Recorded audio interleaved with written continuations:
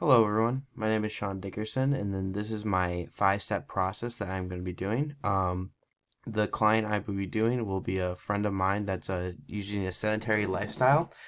She used to play softball back in the day, but then once coming into Illinois State University, she kind of slowed down her process of doing that. So let's kind of start off with what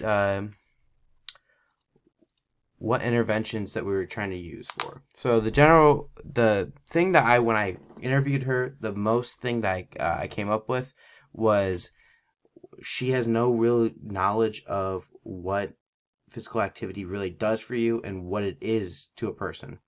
Uh, and so my basic problem with that basic problem, I'm just going to try to give her the basic knowledge slash improve knowledge of what it is, why it's useful, and what's going on. So some behaviors that I want to change or implement into her strategy every day would be the first thing is working out for 30 minutes a day or 30 minutes for 3 days a week. This is a part of the ACSM guidelines that we have in the book. The book is right here also. If you need to look what it is, it's right here. This is a guideline for exercise test and preparation.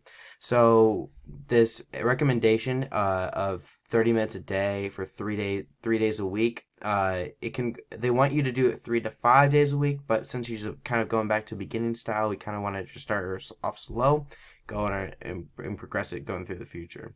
Um, we want to reduce the social media because that was a big, huge influence of why she stopped willing to work out too, because it was just a lot of things going on at once, and that she looked at videos online and it told her to do it this way, but it wasn't the correct way. The main two ones I want to focus on are working for 30 minutes a day and then walking the 7,500 steps.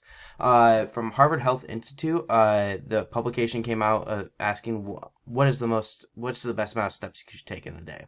And for them, they came up with 7,500 steps per day, which they said that with doing that, the risk of death lowered by 40% in that individual right away in the terms of 60 to 80 years old.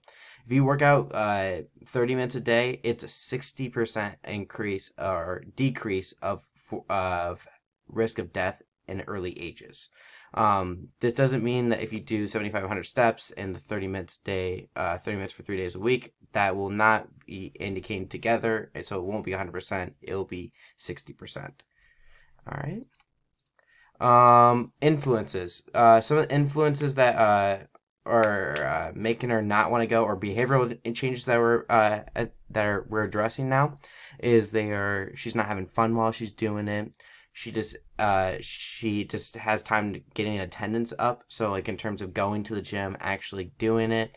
Um, she's unfamiliar with workouts because she's just not experienced as a lot of people. She's been going through a process of them telling her what to do in terms of softball training. So that's why she has that limited background around there. Social media is a very major influence in her how the way she works. She likes to look on Instagram. She looks like who the major actors, actresses, social media influencers, and she kind of bases her style around that.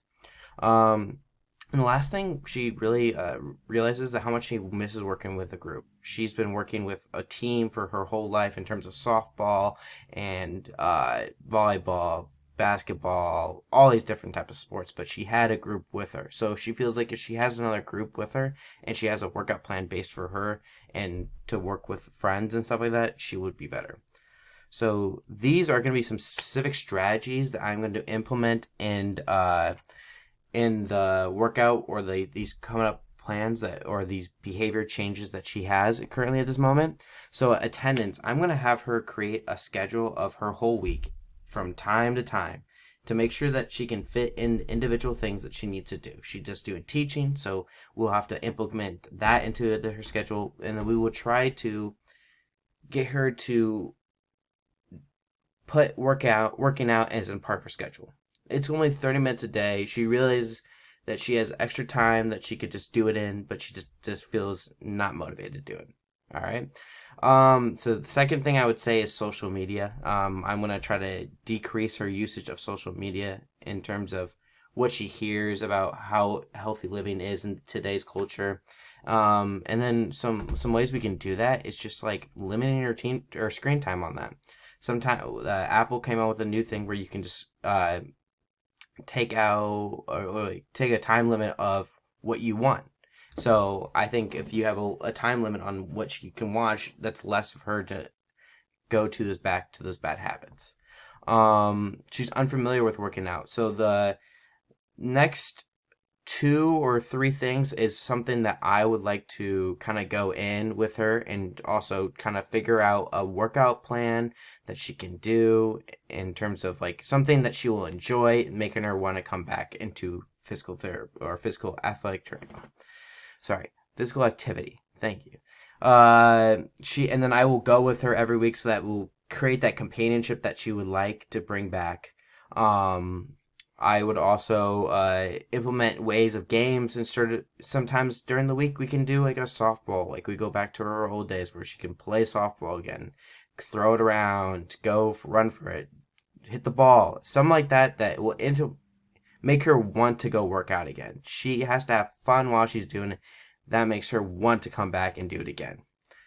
Um, so with all these things, we are going to try to evaluate throughout the process of the going on. So for attendance, I want her to, or for her to go work out every day, the 3 days a week. I want her to. She has a watch on her wrist that will, like an Apple Watch, it'll indicate what workout she did through that time, how her heart rate was. So I'm gonna kind of keep that tally of what's going on, make sure that she's going through all the processes and seeing how the steps go on in terms of steps that we're trying to accomplish too.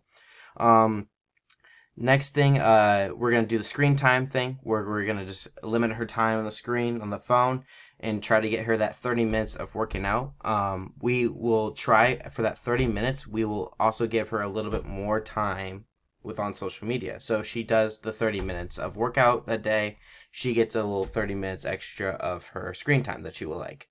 Um, when I do it, I'm gonna go through the process with her so I can keep track of her what her levels or her fitness levels were. So that's what we're gonna keep doing on that one. Some considerations when thinking about how she's gonna do it.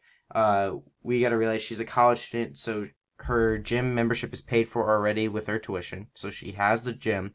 If she wants to walk outside, that's the only thing that I could see that would change her uh make her not want to do it because weather in terms of like it's snowing, it's cold, it's wet, it's rainy.